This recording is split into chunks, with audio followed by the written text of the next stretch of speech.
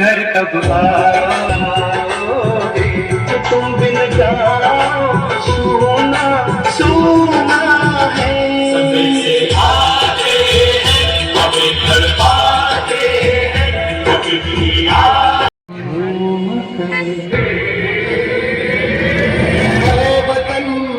वतन जाने जा जाने मन ये समा ये बहार दिल फिदा जानिसा।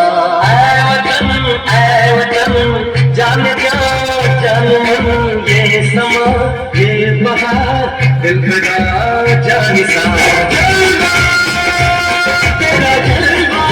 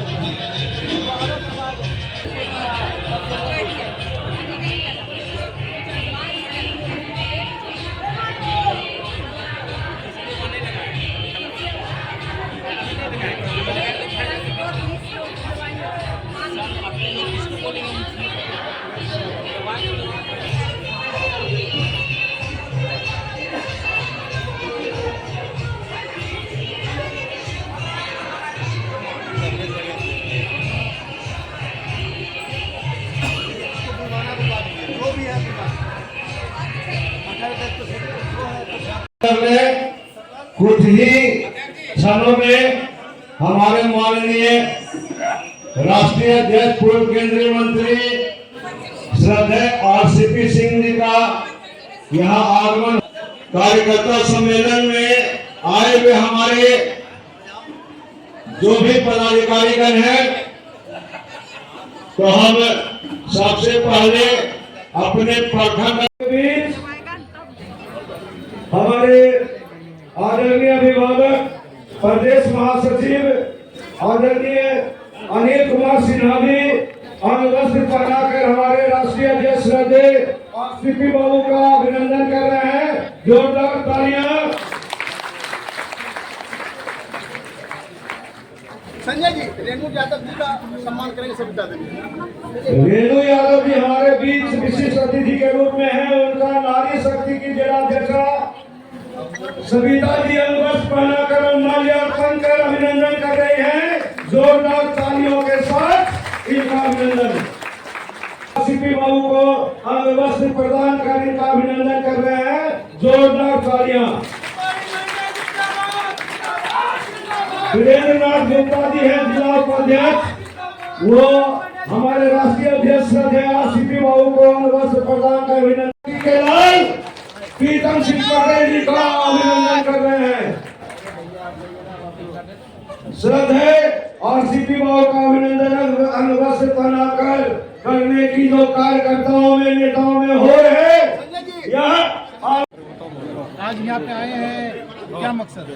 पूजा गुप्ता से आज आप जान रहे हैं कि मुंगेर जिला हमारे जितने साथी हैं उन सब लोगों ने आज यहाँ हमारे जिला स्तर के कार्यक्रम होते हैं, उसकी शुरुआत आज यहाँ से कर रहे हैं और ये जिला का सम्मेलन है आशा पार्टी और इसमें देख रहे हैं कि हमारे प्रदेश अध्यक्ष हैं, हमारे कई राष्ट्रीय स्तर के नेता हैं, प्रदेश स्तर के नेता हैं, जिलाध्यक्ष हैं, हमारी नारी शक्ति के प्रदेश अध्यक्ष हैं, नारी शक्ति के जिलाध्यक्ष हैं और काफ़ी संख्या में आप यहाँ ले रखते हैं और नारी शक्ति यहाँ मौजूद हैं, काफ़ी हमारे कार्यकर्ता हैं। तो हम लोग का उद्देश्य यही है कि 2025 का चुनाव बहुत नज़दीक है और हम लोग मजबूती से 2025 का चुनाव लड़ेंगे और इसी के लिए हम लोग की तैयारी चल रही है। कितने सीटों पर चुनाव लड़ेंगे? देखिए, ये तो मैंने एक बार नहीं कई बार मैंने कहा है कि बिहार में सभी सीटों पर हमारे उम्मीदवार हैं, सब जगह लोग तैयारी कर रहे हैं, लेकिन अब 3-4 महीने के बाद हम लोग इसका असेसमेंट करेंगे कि कहाँ कहाँ हमारे उम्मीदवार मजबूती से लड़ने की स्थिति में है, क्या वहाँ की स्थिति है, तब हम लोग निर्णय लेंगे। अलायंस भी हो सकता है क्या? बिल्कुल, मैंने एक बार नहीं कई बार कहा अलायंस के नाम पर हम लोग बिल्कुल खुले हैं, हम लोग किसी को नापसंद नहीं करते, हम सबको पसंद करते हैं। क्या लगता है दिल्ली चुनाव देखिए, जनता का जो जनादेश होता है ना, उसको सदा स्वीकार करना चाहिए। और वैसे आप देखिए, जिस बात को मैं बार बार कहता हूँ कि परिवर्तन जो है ना प्रकृति का नियम है और 10 वर्षों के बाद वहाँ परिवर्तन होगा और बिहार में तो 20 वर्ष होने जा रहा है। आप समझ लीजिए कि राइटिंग ऑन द वॉल बिल्कुल स्पष्ट है, बिहार में भी परिवर्तन होगा ही। सर गठबंधन होगा सर, क्या सर मुंगेर की तीनों सीट पर गठबंधन अगर होगा तो मुंगेर की तीनों सीट पर क्या भागीदारी होगी क्या? मैंने बताया ना आपको कि भाई हम लोग सभी सीटों पर अपनी तैयारी कर रहे हैं और 3-4 महीने के बाद पता चलेगा कि कहाँ कहाँ हमारी स्थिति मजबूत है। और खास करके आप देखिए, जो यंग का इलाका है, पुराना जो हमारा अंग का इलाका है, हमारा जो मगध का इलाका है, कोसी का इलाका है, इस सब में हम लोग बहुत मजबूत हैं और यहाँ मजबूती से हम लोग। सर ये बताया जा रहा है कि सर आशा पार्टी के बिना जो है इस बार जो है 2025 में सरकार बिना नहीं, हम लोग ही सरकार बनाएंगे जी, बिना नहीं, हम लोग सरकार बनाएंगे सरकार में बिल्कुल। एनडीए में जा सकते हैं। मैंने बताया ना कि देखिए, हम लोग का इस मामले में बिल्कुल खुला हुआ है, जो हम लोग का सामने मजबूती से हमारे साथ खड़ा रहे और हमारी जैसी स्थिति होगी हम निर्णय लेंगे। बहुत बहुत धन्यवाद आपको। करेंगे जोरदार तालियां और बूके के साथ राष्ट्रीय अध्यक्ष संजय आशीर्वाद का अभिनंदन। राहुल जी जो बहुत ही दुधारू कार्यकर्ता है, हमारे मजबूत साथी हैं, संजय आशीर्वाद का अभिनंदन करेंगे। अब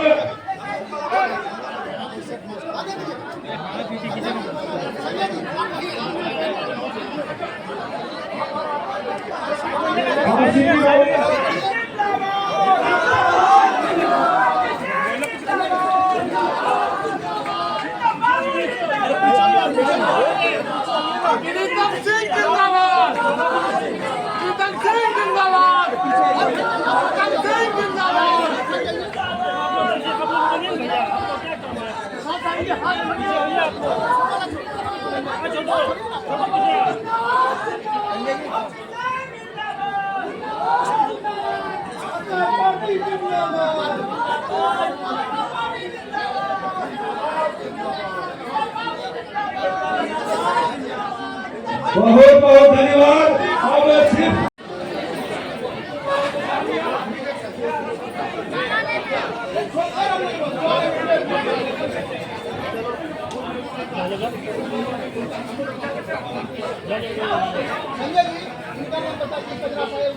श्रद्धा सीपी बाबू का अभिनंदन कर रहे हैं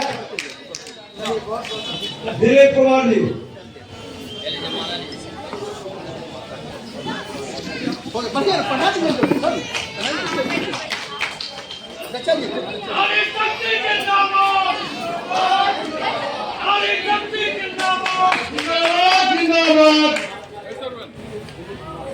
जिला महासचिव दिलीप कुमार श्रद्धेय आरसीपी बाबू का माल्यार्पण कर अभिनंदन कर रहे हैं।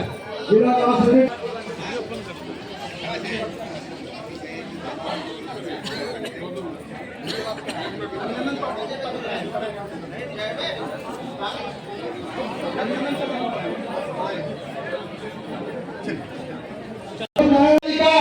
मंच पर बैठे हुए सभी राष्ट्रीय प्रदेश पदाधिकारियों का हार्दिक अभिनंदन करता हूँ, हार्दिक अभिनंदन करता हूँ।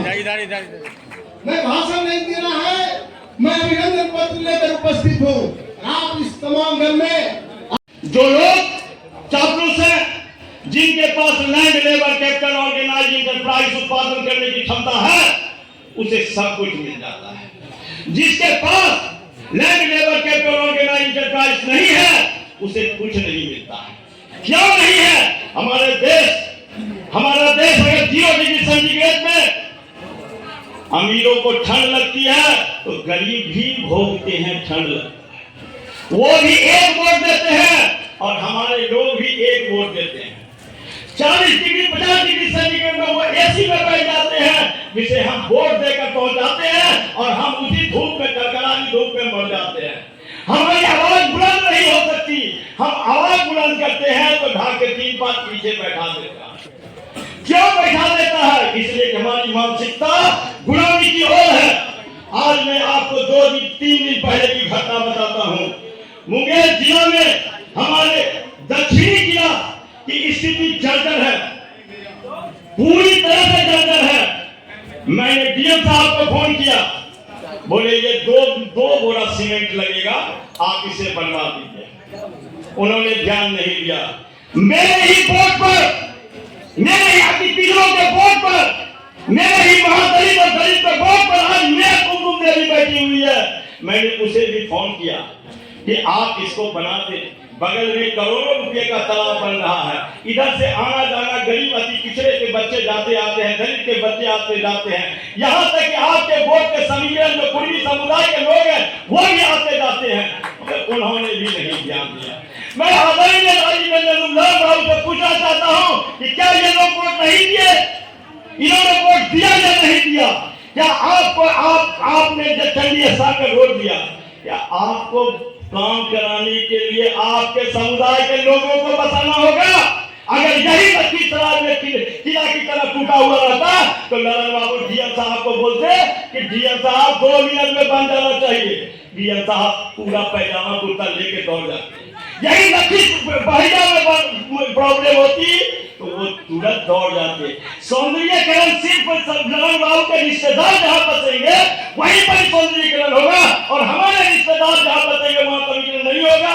हमारे खून के जो लोग हैं, जो लोग बसे हुए हैं, क्या वहाँ समीकरण, वहाँ डेवलपमेंट नहीं होना चाहिए? कौन सा डेवलपमेंट, किसका डेवलपमेंट, कौन से लोग हैं जो डेवलपमेंट किए हैं? आप बता दें हमको। क्या इतने लोग हैं जो कभी डेवलपमेंट लिए हैं? मंत्री बनता है, हम अपने समाज के लोगों को देते हैं, वोट देते हैं क्योंकि हमारे समाज का लोग बढ़ेगा। वो भी उन्हीं ठेकेदारों के पक्ष में चला जाता है। आप वोट करके देखिए मुंगेर जिला में वो समाज के लोग चला, वो उन ठेकेदार के हो जाते हैं। तो फिर हम कहाँ जाए? हम एक बार वोट देते हैं, 5 साल रोते रहते हैं, फिर वोट देते हैं, 5 साल रोते रहते हैं। अपने मुनाजिर हसन जैसे लोगों का जो सबके लोगों को सुनता था, रामदेव सिंह यादव के जैसे लोगों का जो सबको सुनता था, उपेंद्र प्रसाद जैसे लोगों का।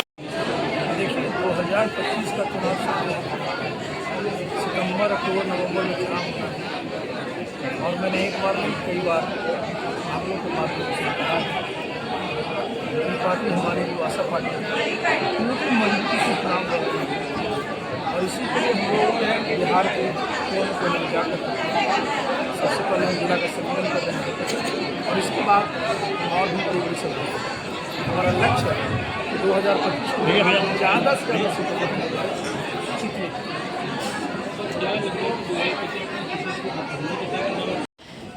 मंच पर विराजमान आप सबकी आवाज के संस्थापक एवं राष्ट्रीय अध्यक्ष श्री RCP सिंह साहब, प्रदेश अध्यक्ष श्री प्रीतम सिंह पटेल जी, प्रदेश अध्यक्ष नारी शक्ति श्री जयंती पटेल जी, राष्ट्रीय महासचिव सह प्रवक्ता श्री संजय केसरी जी, राष्ट्रीय महासचिव श्री विनय कुमार गुड्डू जी, राष्ट्रीय महासचिव नारी शक्ति रेणु जी एवं मंच पर उपस्थित सभी प्रदेश अध्यक्ष, सभी प्रकोष्ठों के जिला अध्यक्ष एवं आशा पार्टी के सभी कार्यकर्ता,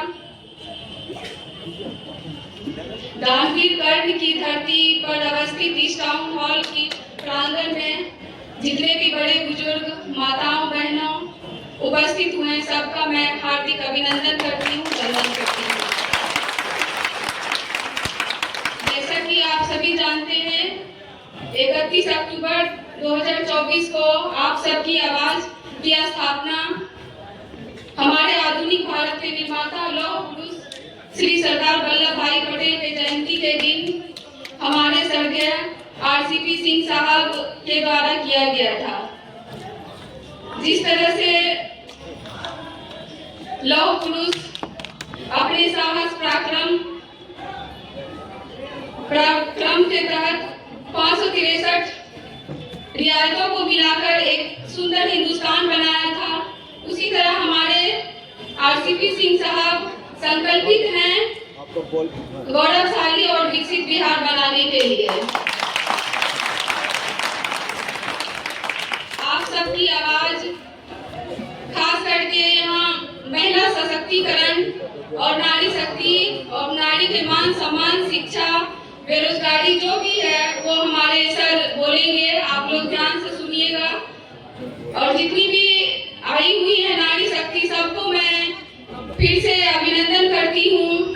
चाहेंगे कि हमारे जो सर संकल्प लिए हुए हैं विकसित बिहार को बनाने का, इसमें आप लोगों की भागीदारी जबरदस्त होनी चाहिए।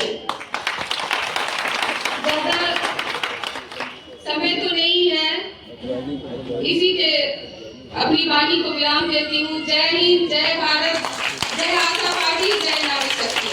को भी मैं सादर नमन करती हूँ। इस मंच ने ही मुझे बोलने का मौका दिया और इस सभा में उपस्थित नारी शक्ति जो इतना दिख रही है, ये इस पार्टी का उत्साह बढ़ाने के लिए आई है। इसलिए मैं सारी नारी शक्ति को हार्दिक अभिनंदन करती हूँ। इसके बाद यह मंच पर उपस्थित सभी नेतागण, सभी अध्यक्ष, प्रदेश अध्यक्ष, जिला अध्यक्ष, जितने भी नेतागण और अध्यक्ष उपस्थित हैं, मैं उन्हें हार्दिक अभिनंदन करती हूँ। इस सभा की अध्यक्षता कर रहे प्रशांत भाई जी का भी मैं हार्दिक अभिनंदन करती हूँ और इस बिहार के प्रदेश अध्यक्ष प्रीतम भाई का मैं सादर प्रणाम करती हूँ। इस सभा में उपस्थित, इस सभा के, इस पार्टी के आन बान और शान जो कि बिहार को बदलने के लिए संकल्पित हुए आज मुख्य अतिथि के रूप में पधारे हैं, मैं उनका तहे दिल से हार्दिक अभिनंदन करती हूँ।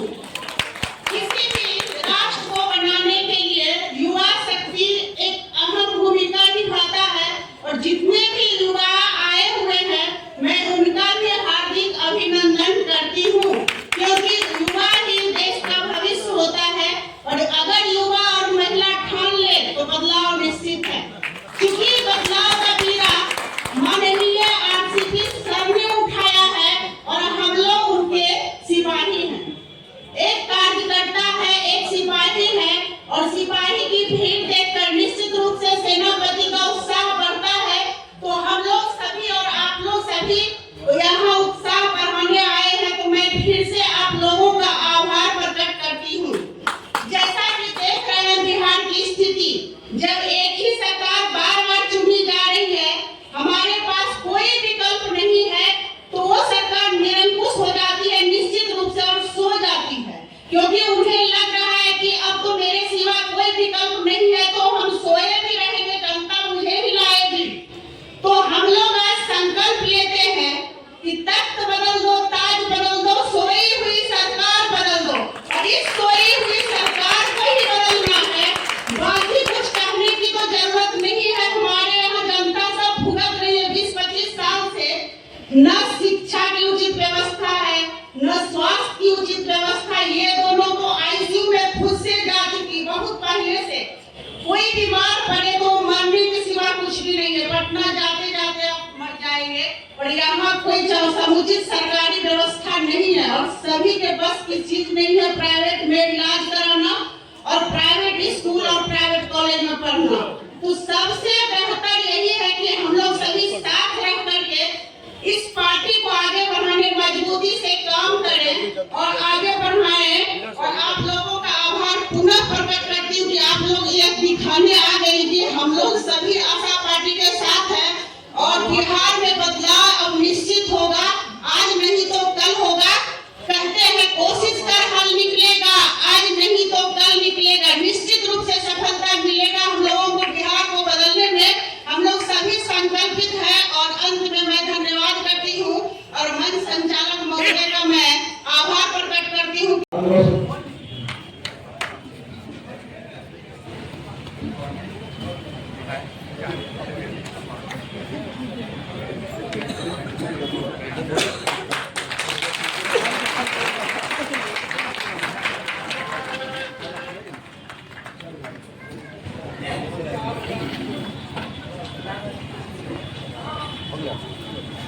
ये युवा और सीपी बाबू से आश्वासन चाहते हैं कि आप प्रधान सचिव रहते, आपके एक भी पेपर लीक नहीं होता था, लेकिन अब हो रहा है।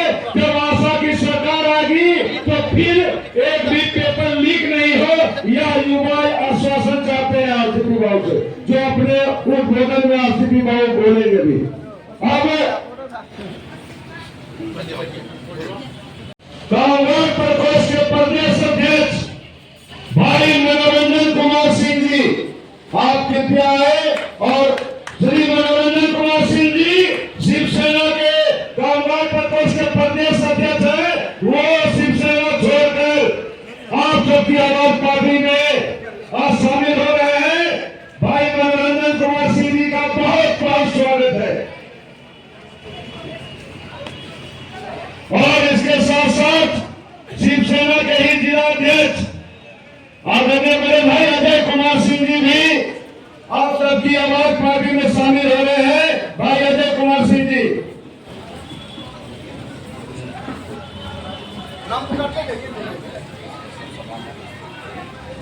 अजय प्रसाद सिंह जी के लिए जोरदार अभिनंदन शिवसेना के जिलाध्यक्ष से।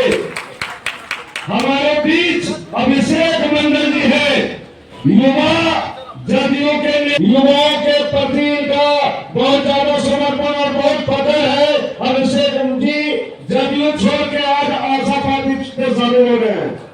इसके बाद मानस चंद्र सेन जी है, मधेपुरा से आए हैं। एक बंसी मधेपुरा से आए मानस चंद्र सेन जी, आप सबकी आवाज पार्टी में शामिल हो रहे हैं। इसके बाद सुभाष वर्मा जी बहुत ही मजबूत साथी है, कांग्रेस सोशल मीडिया प्रकोष्ठ के जिलाध्यक्ष है सुभाष वर्मा जी। अब हम अपने जानदार शानदार साथी भाई प्रीतम सिंह है, दुआ करो कि सलामत रहे मेरी हिम्मत, दुआ करो कि सलामत रहे मेरी हिम्मत। श्रद्धेय आरसीपी बाबू के सरपरस्ती में यह चिराग कई आंधियों पर भारी है। आदरणीय प्रीतम सिंह पटेल जी जोरदार तालियों के साथ।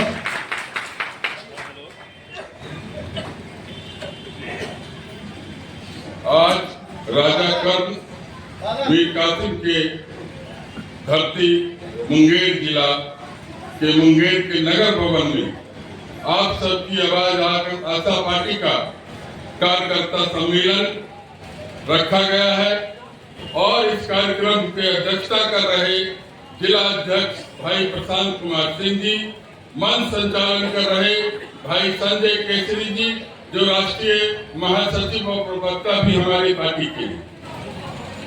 आज इस कार्यक्रम के मुख्य अतिथि हम सबके नेता पूर्व केंद्रीय मंत्री आप सबकी आवाज आशा पार्टी के राष्ट्रीय अध्यक्ष रामचंद्र प्रसाद सिंह जी उर्फ आरसीपी बाबू, मनसा सिंह राष्ट्रीय महासचिव, विनय कुमार गुड्डू शाह जी राष्ट्रीय महासचिव, किशन सिंह बिट्टू जी पंचायती राज प्रकोष्ठ के प्रदेश अध्यक्ष, संजय कुमार सिंह जी नारी शक्ति के प्रदेश अध्यक्ष बहन जयंती पटेल जी, नारी शक्ति की जिला अध्यक्ष मुंगेर बहन सत्ता जी, प्रदेश के महासचिव चंदी निसार जी, अनिल कुमार सिन्हा जी, चंद्रभानु चंद्रवंशी जी, प्रदेश के उपाध्यक्ष डॉक्टर रामानंद सिंह जी, प्रदेश के उपाध्यक्ष प्रवक्ता भाई संजीव कुमार सिंह जी, महिला प्रकोष्ठ की बिहार की प्रवक्ता नूतन जी, खगड़िया से आए हुए प्रदेश महासचिव सदानंद बाबू, खगड़िया जिला अध्यक्ष रविंदर जी, प्रदेश महासचिव हमारे बड़े भाई लटोरी मंडल जी, प्रदेश उपाध्यक्ष राजकुमार राय जी, हमारे अति पिछड़ा प्रकोष्ठ के जिला अध्यक्ष मनीष कुमार पटेल जी, किसान प्रकोष्ठ के अध्यक्ष बिगेश्वर महतो बीरू भाई, प्रदेश महासचिव निरंजन जी, पूर्व मुखिया रहे हैं, जिला पदाधिकारी और प्रखंड स्तर के पदाधिकारी, हमारे बिहार के प्रदेश उपाध्यक्ष और प्रवक्ता एवं जुझारू नेता सत्यप्रकाश चौधरी जी और यहाँ आए हुए सभी भाइयों एवं बहनों, खासकर नारी शक्ति, सभी का मैं आज नगर भवन में अभिवादन करता हूँ, वंदन करता हूँ।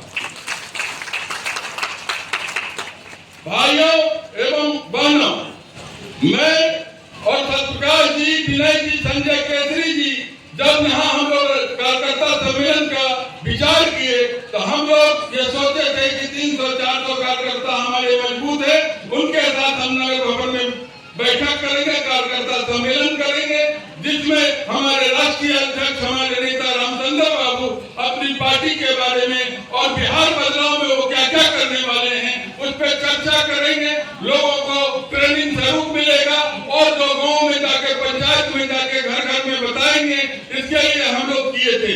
लेकिन जिस तरह का प्यार रामचंद्र बाबू के प्रति उमड़ा है, जहाँ 1500 से ऊपर संख्या अंदर बाहर आप लोगों ने आगे भरा है और उनका भाषण सुनने के लिए आया है, दिल के गहराइयों से आप लोग का फिर से अभिनंदन करते हैं। मैं दस रामचंद्र बाबू आशा पार्टी क्यों बना? आशा पार्टी बनाने की बिहार में क्या जरूरत थी?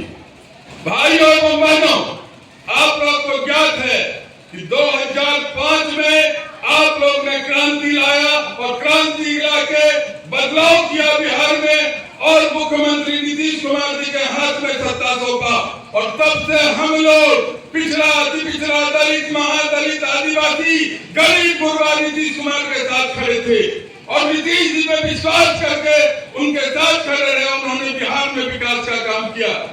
जननायक कर्पूरी ठाकुर ने जो सपना देखा था और जो कार्य उन्होंने शुरू किया था, जो अधूरा रहा था, वो नीतीश कुमार जी ने उस कार्य को प्रारंभ किया और करना शुरू किया।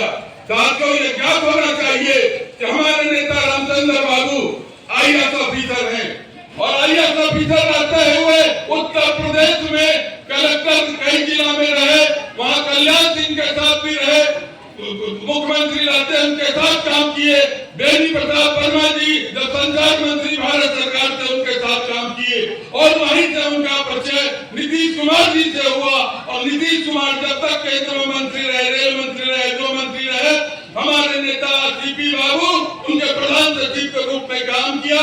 हर विभाग में हर जगह उन्होंने बिहार के लिए नीतीश जी के द्वारा काम करने का रोड मैप तैयार किया और काम किया। जब बिहार में सत्ता आई, नीतीश कुमार मुख्यमंत्री बने तो उन्होंने CP बाबू से आग्रह किया, उत्तर प्रदेश कैडर के आप हैं, उत्तर प्रदेश छोड़ के आप आइए बिहार, मुझे और बिहार की जनता से, जनता को आप CP बाबू आपकी जरूरत है, आप आइए, आप कुशल प्रशासनिक ऑफिसर रहे हैं, आप बिहार के रोड में बना सकते हैं कैसे विकास होगा। और 2000 से 2005 तक प्रधान सचिव के रूप में रामचंद्र बाबू ने जो काम किया, जो रोड मैप बना के नीतीश कुमार को दिया, वो लागू हुआ। चाहे सड़क हो, चाहे बिजली हो, चाहे विद्यालय का निर्माण हो, चाहे कन्या का पोशाक हो या साइकिल हो, या जितने भी आप काम देख रहे हैं उत्थान, यह सब CP बाबू का देन है, जिनको नीतीश कुमार नेता मुख्यमंत्री रहते किए। साथियों, जिस निष्ठा और जिस लगन से उन्होंने प्रधान सचिव रहते हुए नीतीश जी के साथ मिलकर बिहार के विकास में लंबा लकीर खींचा, अपराधों पे नियंत्रण किया, बिहार में जो अपराध है भयमुक्त बिहार बनाया, लोग शाम को घर से निकलने लगे, रात को घर से निकलने लगे, ये CP बाबू का प्रशासनिक प्रयास और मनोबल था। 2010 में जब केंद्र सरकार कांग्रेस की केंद्र सरकार में थी, तब उन्होंने CP बाबू को बिहार के लिए सेवा करने का मौका खत्म कर जब उत्तर प्रदेश कैडर वापस भेज रही थी, तब नीतीश जी फिर आग्रह किए। रामचंद्र बाबू आप त्याग पत्र दीजिए। जरूरत बिहार के रामचंद्र बाबू का है। हम तो नेता हैं, लेकिन काम तो आप कर रहे हैं। और उनके आग्रह पे इन्होंने IAS पदाधिकारी के पद से इस्तीफा दिया और बिहार के राजनीति में आए और सामाजिक उत्थान के लिए आए और इनको जदयू ने राज्यसभा भेजा और नीतीश कुमार जी ने जदयू का प्रधान सचिव फिर राष्ट्रीय अध्यक्ष बनाया। भाइयों, जब नीतीश कुमार सत्ता में आए थे तब जनसैलाब के द्वारा सत्ता में आए थे।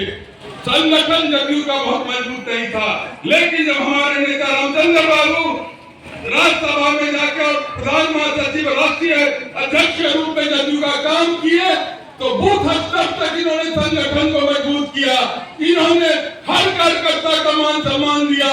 पिछड़ा, अति पिछड़ा, दलित, महादलित, आदिवासी, गरीब, गुरबा, महिला बढ़ने लगा, कार्यकर्ता उनको चाहने लगा। बिहार में RCP बाबू का जो कोई नेता नहीं है, नीतीश कुमार के बाद कोई नहीं है जो गाँव तक कार्यकर्ता को जानते पहचानते हैं, हर विधानसभा, हर प्रखंड की समस्या को जानते हैं। और जितना इन्होंने किया उसके बाद भी आज करने का बाकी है, वो संकल्प इनको लिए हैं और वो करना है। RCP बाबू जब केंद्रीय मंत्री बने और तब जदयू में 4 लोग ऐसे थे जो जदयू के बाहर से आए और बाद उनको ये नहीं बचा कि रामचंद्र बाबू राष्ट्रीय अध्यक्ष भी बन गए, रामचंद्र बाबू केंद्रीय मंत्री भी बन गए, RCP बाबू का, नीतीश बाबू का विरासत भी संभालेंगे। तब लगा कि अब ये पिछड़ा का राज, दलित महादलित का राज फिर से हमेशा के लिए बना रहेगा। वो खत्म करने के लिए उन्होंने साजिश रखा। वो 4 लोग साजिश रचे और RCP बाबू को केंद्रीय मंत्री रहते हुए राज्यसभा नहीं भेजने के लिए नीतीश कुमार को विवश किया। साथियों, ये आपको आश्चर्य होगा, किसी भी सरकार में बेटा का राज्यसभा खत्म करना ये कितना बड़ा अन्याय था। जो बाहर से पार्टी में आए हैं वो राज्यसभा जाएंगे, जो बाहर से पार्टी में आए हुए MLC बनेंगे, मंत्री बनेंगे और वो 4 लोग मिलकर जो जदयू और नीतीश कुमार पर अवैध कब्जा किया है उसी को छुड़ाने का समय है। क्योंकि सैकड़ों कार्यकर्ता पूरे बिहार जाते थे, RCP बाबू आपको कुछ करना चाहिए, आपको पार्टी बनाना चाहिए। रामचंद्र बाबू बोले नीतीश कुमार जी हमारे नेता हैं, रामचंद्र बाबू बोले नीतीश कुमार जी हमें राज्यसभा केंद्रीय मंत्री बनाए, राष्ट्रीय अध्यक्ष बनाए। नीतीश कुमार जी अच्छा काम कर रहे हैं, हम उनके खिलाफ खड़ा नहीं होंगे। तबियत खराब होने के कारण, बोलने की बीमारी के कारण 4 लोग जो अवैध कब्जा जदयू नीतीश कुमार को कर लिए हैं, जो अति पिछड़ा समाज के जो सरकार बनी हुई है उसको हटाने का काम करने में लगी हुई है, उनको हटा के किसी और को बना। नीतीश कुमार तो इस हालत में नहीं, उनको तो अभी आप देख रहे प्रगति यात्रा पे किसी कार्यकर्ता, किसी नेता किसी से नहीं मिलते हैं, घेरे हुए रहते हैं दिखाने के लिए कि नीतीश कुमार हैं। सिर्फ उनको दिखा के लोग चाहते हैं कि नीतीश कुमार के नाम पे सरकार बने, मुख्यमंत्री हम किसी और को बनाए। अब नीतीश कुमार खत्म हो रहे हैं, आपको आना पड़ेगा, आपको कदम उठाना पड़ेगा और आपको पार्टी बनाना पड़ेगा। साथियों, कार्यकर्ता के आग्रह पे इन्होंने पूरे बिहार का दौरा किया, हर जगह लोगों से जाके, हर पंचायत में जाके लोगों से पूछा आप लोगों का क्या आदेश है। जब सभी के आग्रह पर इन्होंने 31 अक्टूबर सरदार वल्लभ भाई के पटेल और दीपावली के दिन जो है पार्टी को लॉन्च किया और पार्टी का निर्माण किया। मिल रहा है वो रामचंद्र बाबू को मिल रहा है। रामचंद्र बाबू जितना योग्य बिहार में कोई नेता नहीं। नीतीश जी थे, नीतीश जी अब बुजुर्ग हो गए, अब नहीं है, उनको छोड़ दीजिए तो कोई नहीं। अगर साथियों हम अति पिछड़ा दलित, महादलित, गरीब, गुरबा को अपनी विरासत बचाना है तो रामचंद्र बाबू को समर्थन देके उनको आगे बढ़ा के मुख्यमंत्री बनाने का काम करना होगा। अच्छा भोजन का व्यवस्था, एक बार जोरदार नारा और शांति सुनिएगा। नारी शक्ति ही सबसे बड़ी शक्ति होती है और हमारे नेता नारी शक्ति के लिए भी सोच रहे हैं। सुनिएगा ध्यान से, नोट करिएगा। जितनी मेरी बहन आई हुई, माँ आई है, सबके आग्रह करेंगे, सुनिएगा कि आपके लिए क्या सोचे। फिर से नारा आइए, रामचंद्र बाबू, रामचंद्र बाबू, रामचंद्र बाबू, जय बिहार, जय आशा पार्टी। बहुत बहुत धन्यवाद। रुकनी नहीं चाहिए। RCP बाबू जिंदाबाद, जिंदाबाद, जिंदाबाद, जिंदाबाद, जिंदाबाद, जिंदाबाद।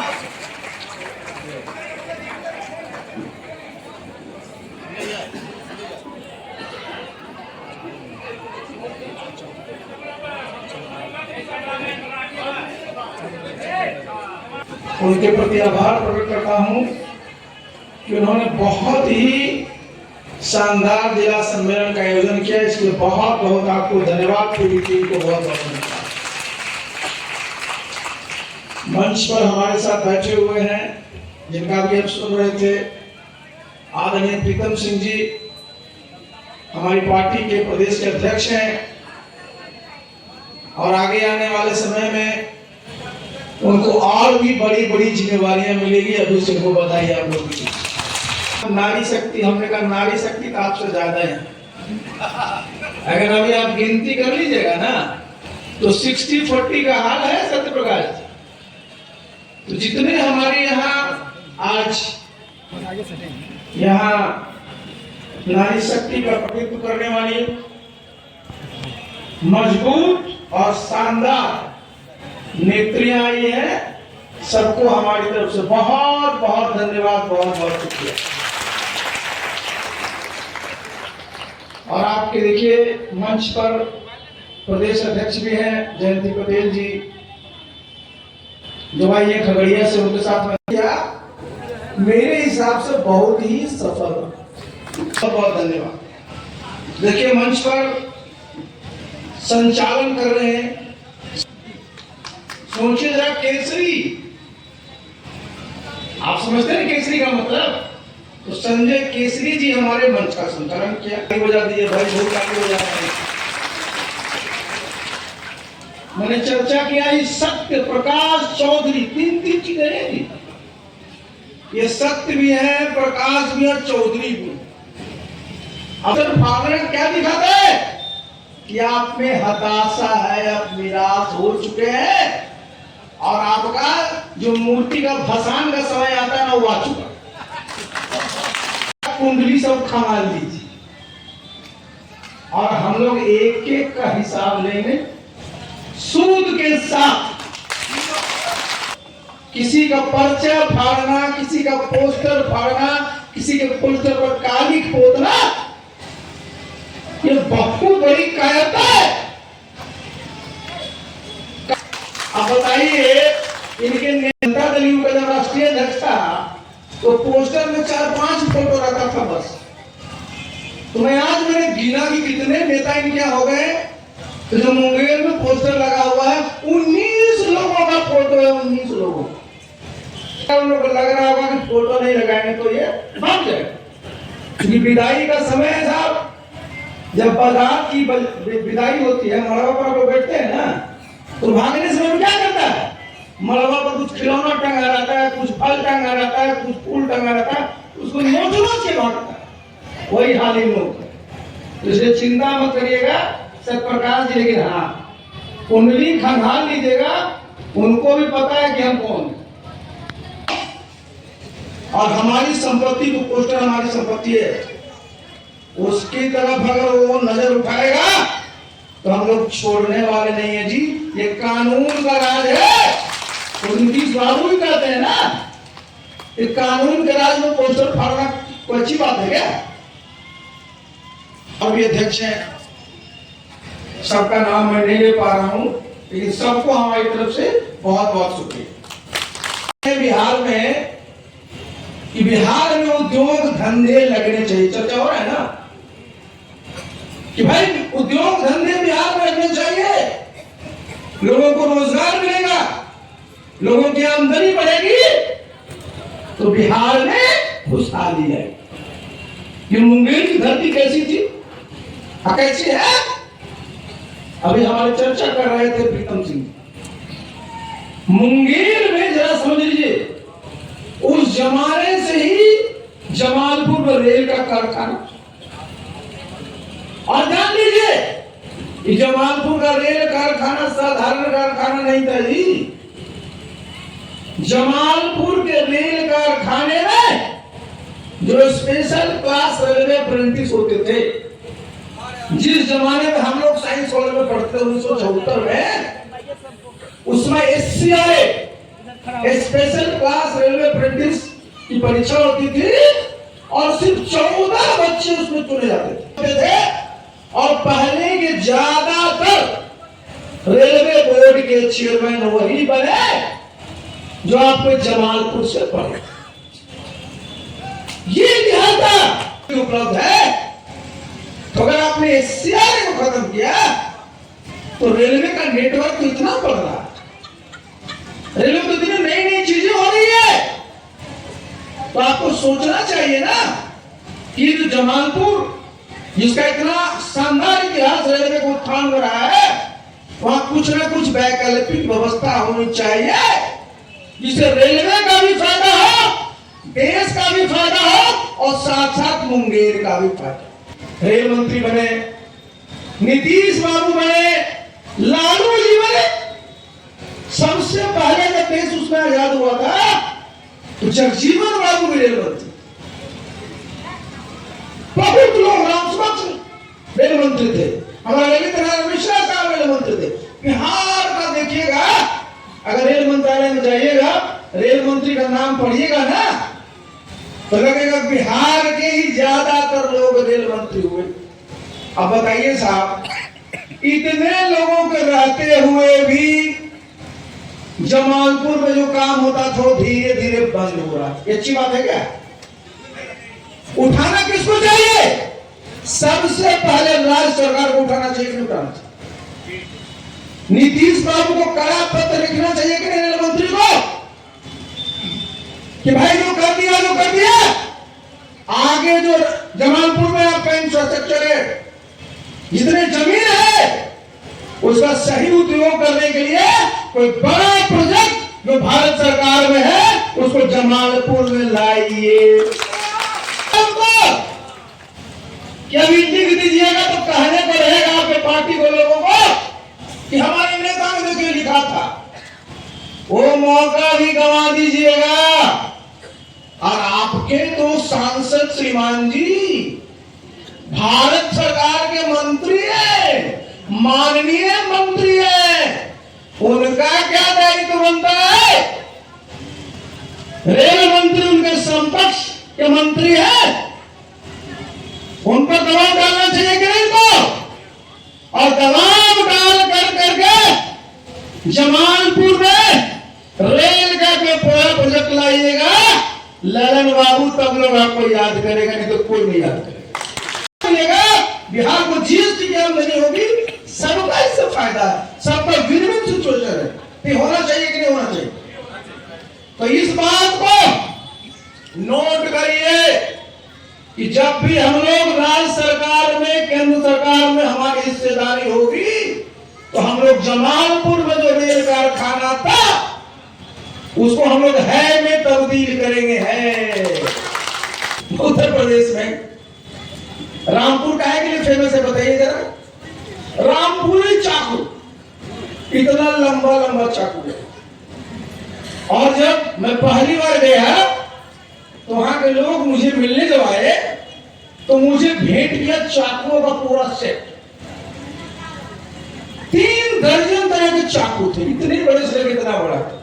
हमने कहा यार कुछ और नहीं मिला, यही मिला। बोला साहब यही हमारी पहचान है। हम मुंगेर की क्या पहचान थी? मुंगेरिया बंदूक, बिल्कुल ये कोई गलत सोच नहीं थी। आप जरा समझिए, जब ईस्ट इंडिया कंपनी के खिलाफ लड़े थे लोग, जिसमें मीर कासिम का जो उनका समय था, तो कैसे मुकाबला किया था? अंग्रेजों की बंदूक से, अपनी बंदूक से। और मुंगेर में ऐसे हमारे हजारों मिस्त्री हैं जिनको इस बात का पूरा अनुभव है कि नहीं? इसमें शर्म करने की क्या बात है? बिना बंदूक की सुरक्षा हो सकती है क्या? बताइए। बैंक में अगर बंदूक लिए गार्ड खड़ा नहीं रहे उसको लूटने में कितना देर लगेगा? वैसे मेरे की लूट लेता है लोग। लेकिन अगर नहीं रहेगा तो कितना देर लगेगा?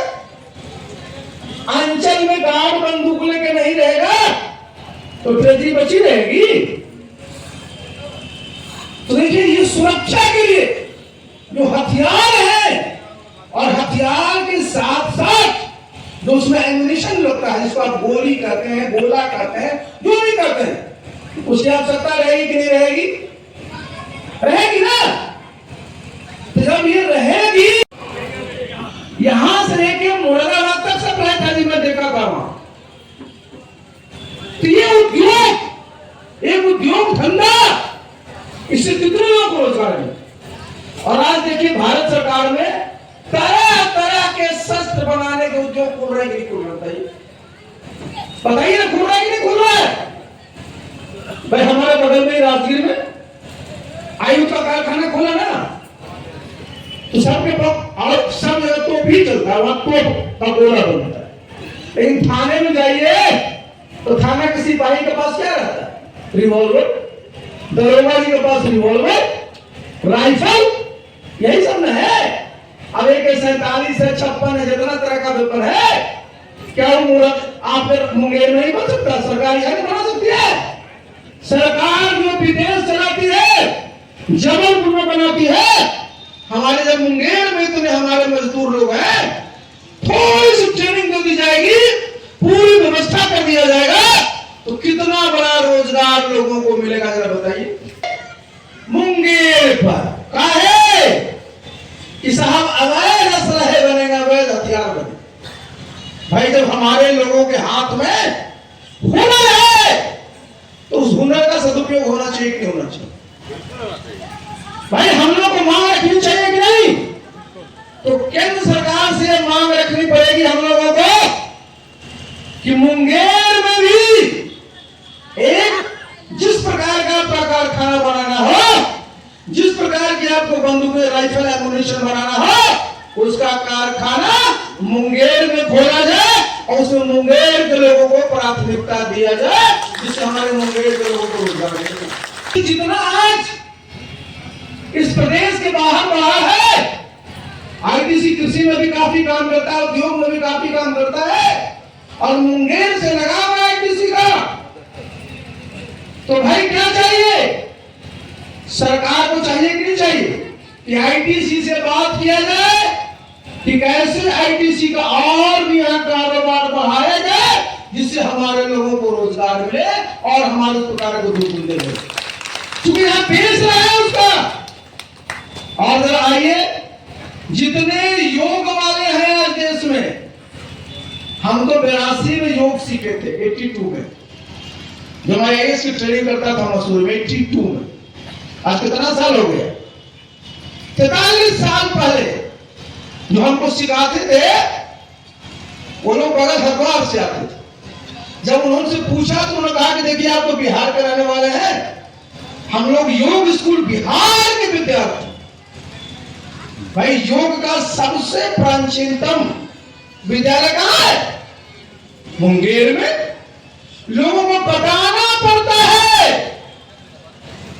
कारण क्या है?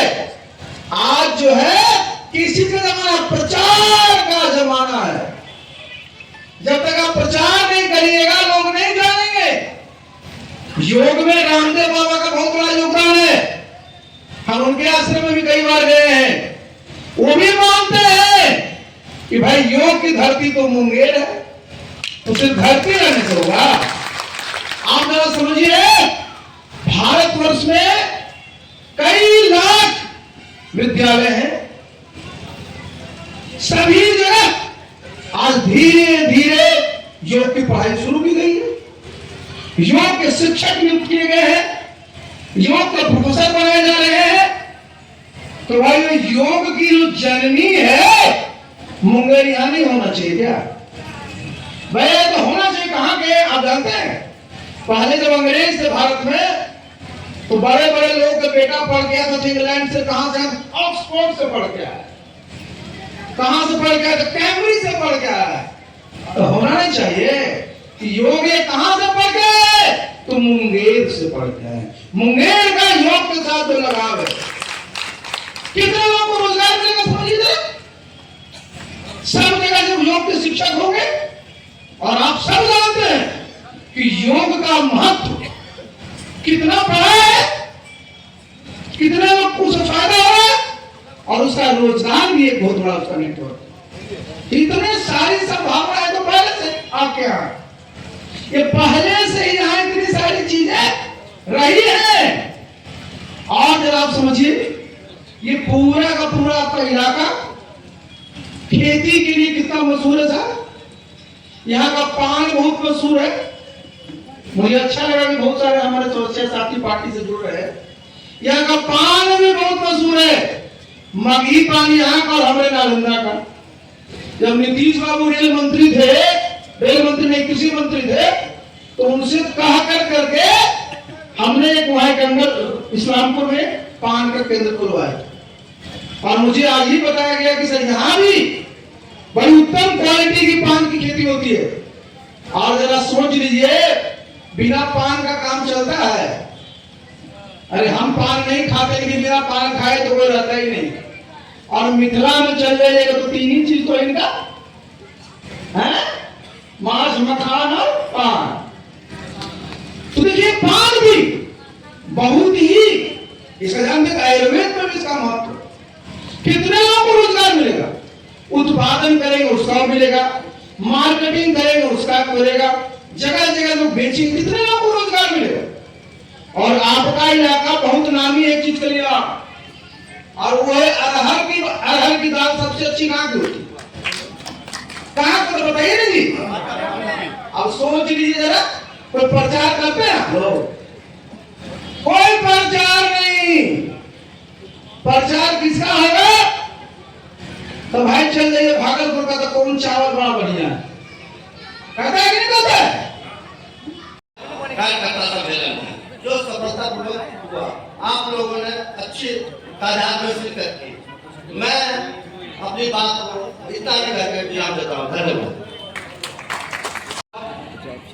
क्योंकि आपने जिस जोश के साथ इतना समय लिया हमारे नेताओं को सुना, वाकई एक बहुत बड़े दर्जे की बात है और ये बहुत बड़े बदलाव का संकेत है।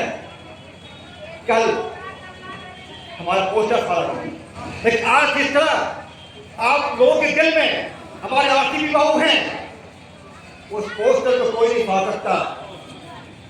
और तब से मैं अपने आदर से हमारे राष्ट्रीय अध्यक्ष आरसीपी बाबू को धन्यवाद देता हूँ कि आपने हमें मुंगेर के वास्तव जो मान दिया है, जो सम्मान दिया है।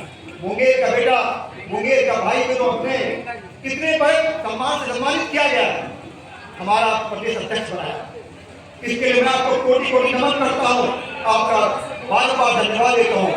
अब जिम्मेदारी हमारी है कि हम मुंगेर विधानसभा के जो 3 विधानसभा क्षेत्र हैं, तीनों के तीनों सीट जीतकर आरसीपी सिंह जी को भेंट करें। इसी उम्मीद के साथ आपको पुनः धन्यवाद देता हूँ और आज की कार्रवाई को समाप्त करता हूँ।